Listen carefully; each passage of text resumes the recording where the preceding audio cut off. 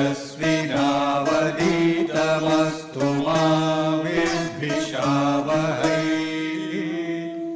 ओम शांति शांति शांति।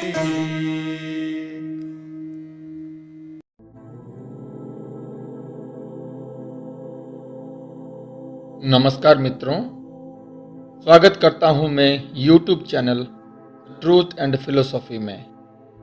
मैं डॉक्टर सत्यव्रत दास। आज हम चर्चा करेंगे प्रश्नोपनिषद के बारे में। प्रश्नोपनिषद अथर्ववेद का शाखा है और इसके अंतर्गत एक उपनिषद है। इस उपनिषद के प्रवक्ता महर्षि आचार्य पिपलाद थे।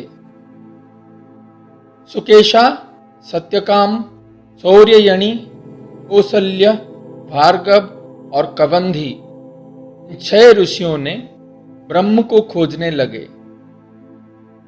चलते चलते सब आचार्य पिपलाद के कुटीर में पहुंचे, क्योंकि उस समय आचार्य पिपलाद ही ब्रह्म तत्व के विशेष ज्ञाता थे।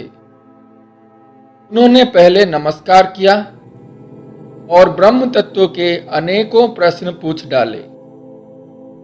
प्रश्न सुनकर पिपलाद मुनि मुस्कुराए और विचार कर बोले कि तुम सब पहले 1 साल तक ब्रह्मचर्य का पालन करते हुए मेरे आश्रम में रहो और तप करो।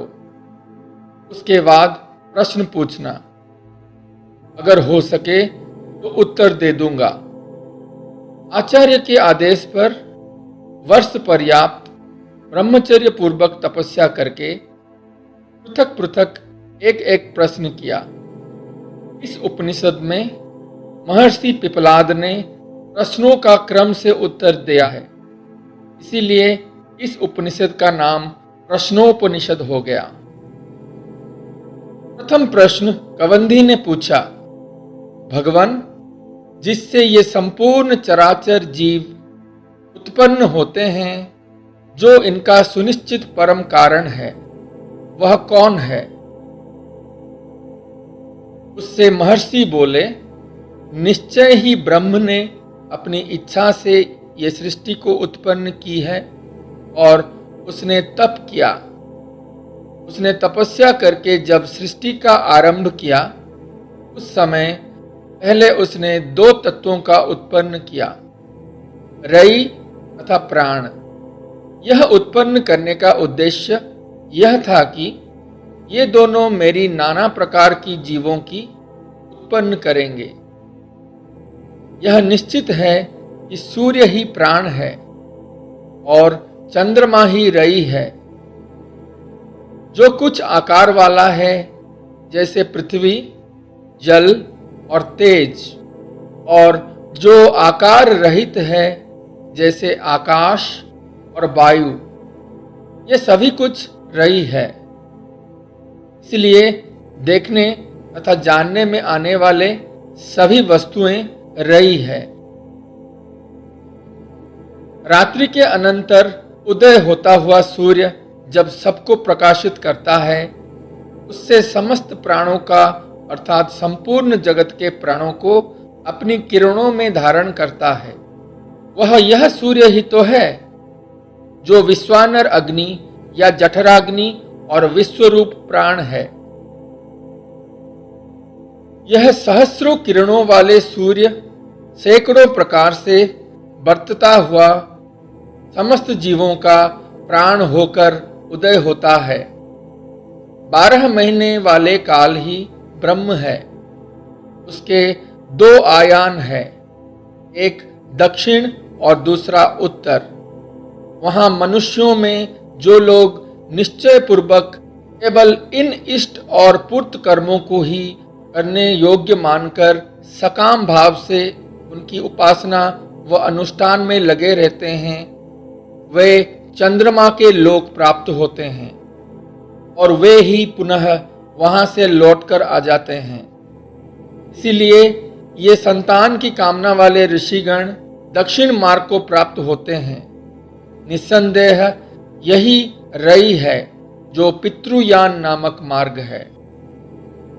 किंतु जो तपस्या के साथ ब्रह्मचर्य पूर्वक और श्रद्धा से युक्त होकर आध्यात्म विद्या के द्वारा परमात्मा की खोज करके जीवन सार्थक करते हैं, वे उत्तरायण मार्ग से सूर्य लोक को प्राप्त करते हैं।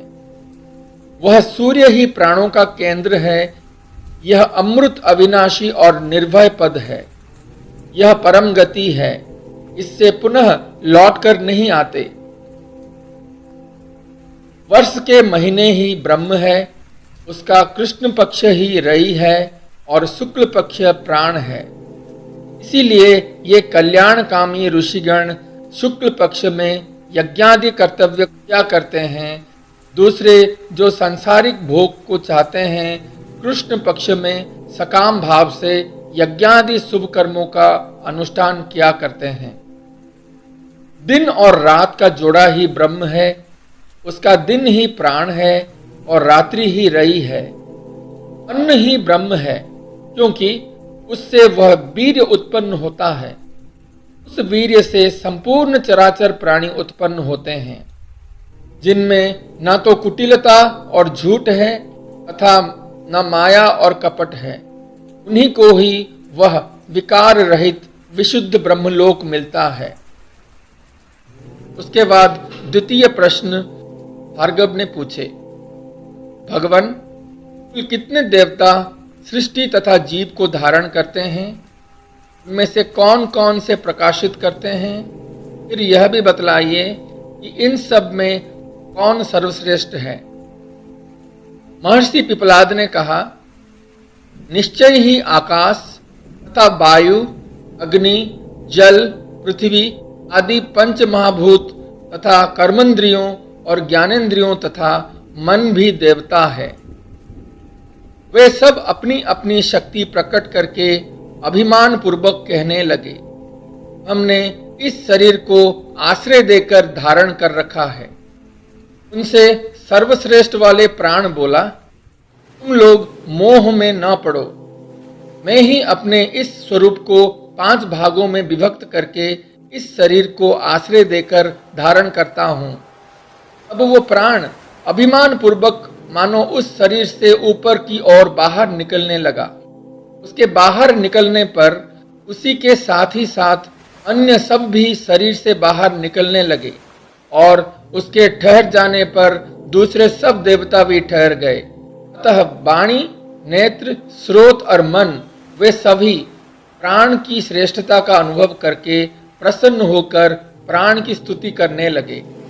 यह प्राण अग्नि रूप से तपता है, यही सूर्य है, यही मेघ है, यही इंद्र है, यही वायु है, यह प्राण रूप देव ही पृथ्वी है, रई है, जो कुछ सत और असत है तथा जो अमृत कहा जाता है वह भी प्राण ही है। रथ के पहिए की नाभि में लगे हुए अक्ष की भांति ऋग्वेद की संपूर्ण ऋचाएं, यजुर्वेद की मंत्र तथा सामवेद की मंत्र, यज्ञ और यज्ञ करने वाले ब्राह्मण, क्षत्रिय और अधिकारी वर्ग, ये सब के सब प्राण में प्रतिष्ठित है।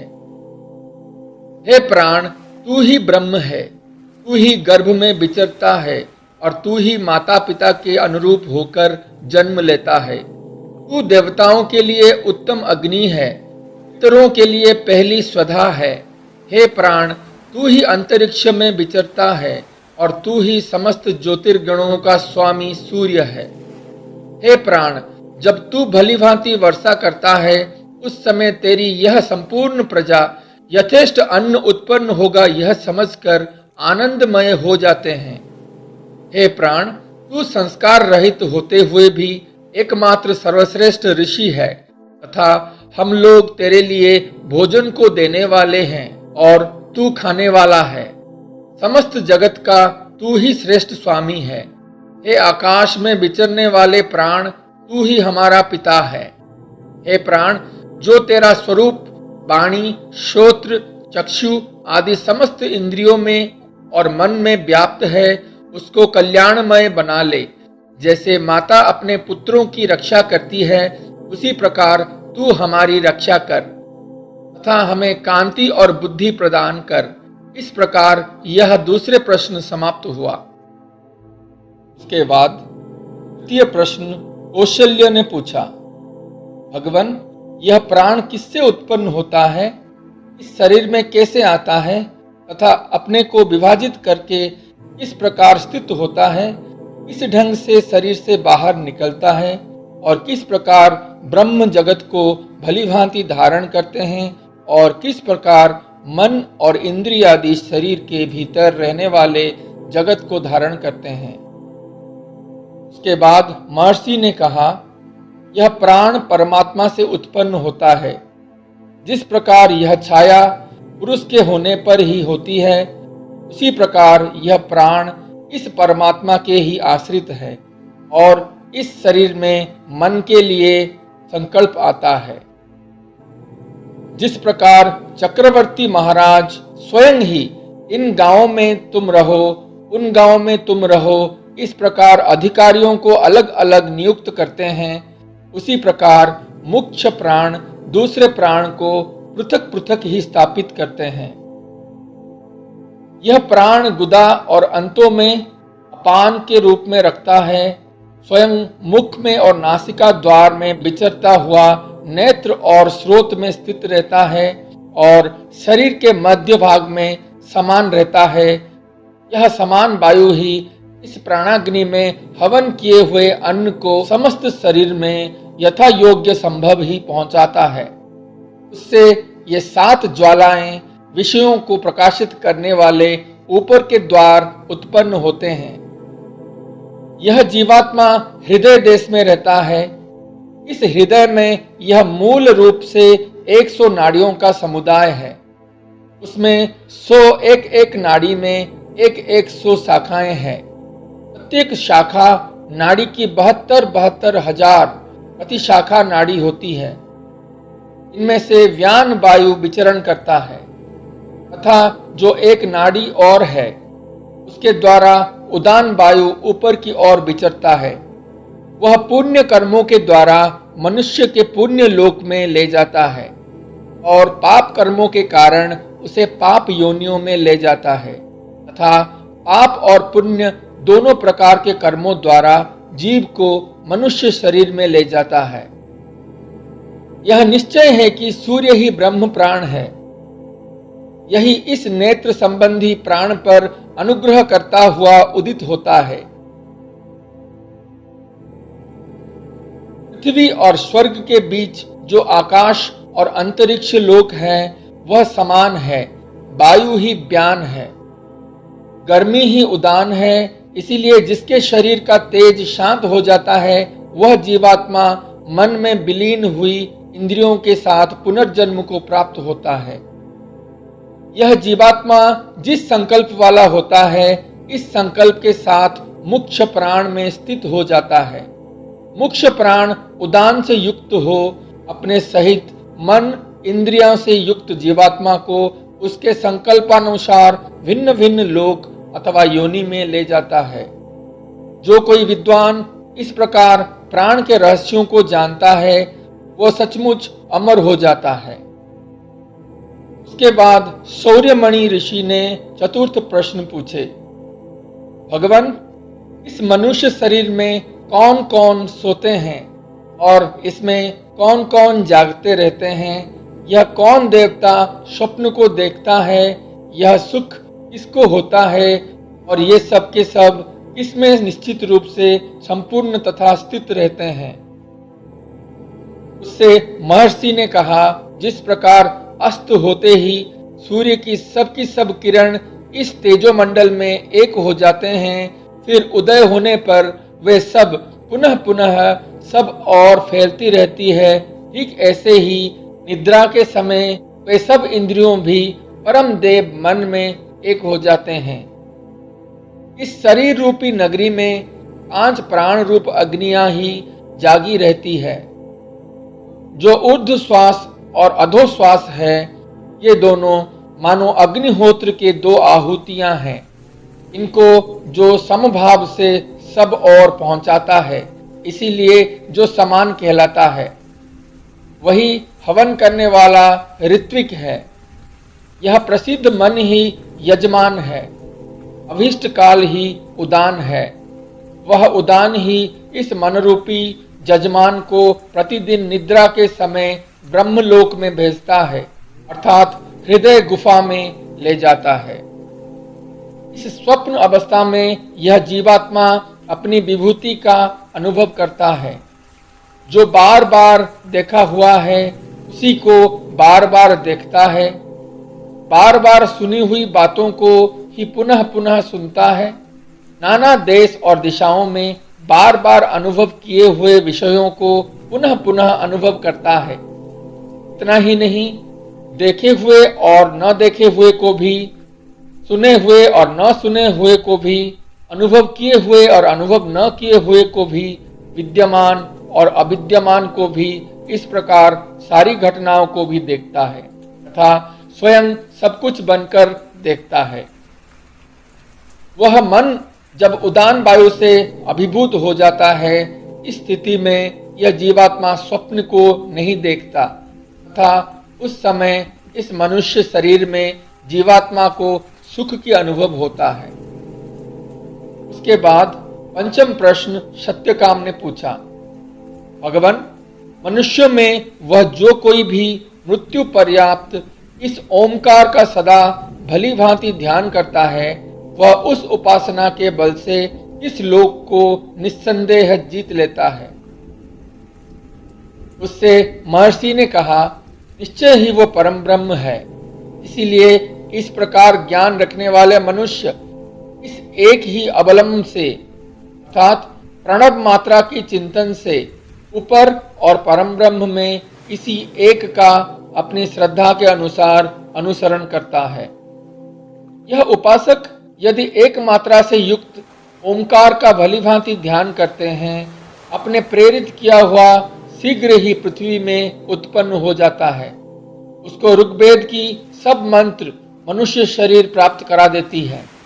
वहाँ यह उपासक तप, ब्रह्मचर्य और श्रद्धा से उत्पन्न होकर महिमा का अनुभव करता है। परंतु यदि दो मात्रा से युक्त ओंकार अच्छी तरह से ध्यान करता है तो मनोमय चंद्रलोक को प्राप्त होता है। वह यजुर्वेद के मंत्रों के द्वारा अंतरिक्ष में स्थित चंद्रलोक की ऊपर की ओर ले जाया जाता है। वह चंद्रलोक में वहां के ऐश्वर्य का अनुभव करके पुनः इस लोक में लौट आता है। परंतु जो 3 मात्रा वाले ओम रूप इस अक्षर के द्वारा ही इस परम पुरुष का निरंतर ध्यान करता है, वह तेजमय सूर्य लोक में जाता है। जिस प्रकार सर्प अपनी पुराने वाले त्वचा से अलग हो जाता है, ठीक उसी तरह वह पापों से सर्वथा मुक्त हो जाता है। वह सामवेद की श्रुतियों द्वारा ऊपर ब्रह्मलोक में ले जाया जाता है। वह अंतर्यामी परम पुरुष पुरुषोत्तम को साक्षात कर लेता है। फिर षष्ठ प्रश्न सुकेशा ने पूछा, भगवान, आप 16 कलाओं वाले पुरुष को जानते हैं, वह पुरुष कहाँ है? उससे महर्षि बोले, हे प्रिय, यहाँ इस शरीर के भीतर ही वह पुरुष मौजूद है जिसमें ये 16 कलाएं प्रकट होती है। परम पुरुष परमेश्वर ने विचार किया कि शरीर से किसके निकल जाने पर मैं भी निकला हुआ सा हो जाऊंगा तथा किसके स्थिर रहने पर भी मैं स्थित रह पाऊंगा। यह सोचकर सबसे पहले उसने प्राण को रचना की। प्राण के बाद श्रद्धा को उत्पन्न किया। उसके बाद क्रमशः आकाश, वायु, तेज, जल और पृथ्वी, ये 5 महाभूत प्रकट हुए। फिर मन और इंद्रिय समुदाय की उत्पन्न हुई। उसके बाद अन्न हुआ। अन्न से वीर्य की रचना हुई। फिर नाना प्रकार की मंत्र, नाना प्रकार के कर्म और उसके विलक्षण भिन्न भिन्न लोकों का निर्माण हुआ और उसके फलस्वरूप भिन्न भिन्न लोकों का निर्माण हुआ और उन लोकों में नाम की रचना हुई। वह प्रलय का दृष्टांत इस प्रकार है, जिस प्रकार ये नदियां समुद्र की ओर लक्ष्य करके जाती है और बहती हुई समुद्र को पाकर उसी में विलीन हो जाती है, उसी के नाम और रूप नष्ट हो जाती है, फिर उनको समुद्र के नाम से ही पुकारा जाता है।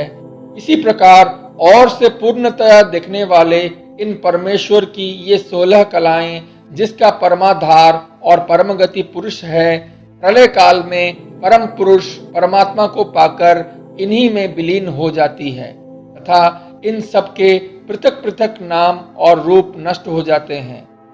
रथ चक्र के नाभि के आधार पर जिस प्रकार अरे स्थित होते हैं, वैसे ही जिसमें ये सब कलाएं सर्वथा स्थित है, उस जानने योग्य परम पुरुष परमेश्वर को जानना चाहिए। उसके बाद महर्षि पिपलाद ने उन सबको कहा, इस परम ब्रह्म को मैं इतना ही जानता हूँ। इन 6 ऋषियों ने पिपलाद जी की पूजा की और कहा, आप ही हमारे पिता हैं, जिन्होंने हम लोगों को अविद्या के दूसरे पार पहुंचा दिया है। आपको कोटि कोटि नमस्कार है। इस तरह मेरी जितनी समझ और अनुभव है आपके साथ में साझा किया। अगर ये वीडियो आपको कुछ अच्छा लगा तो please like, share and comment and subscribe कर दें। इसके साथ ही साथ आज की वाणी में विराम देता हूँ। नमस्कार। ओम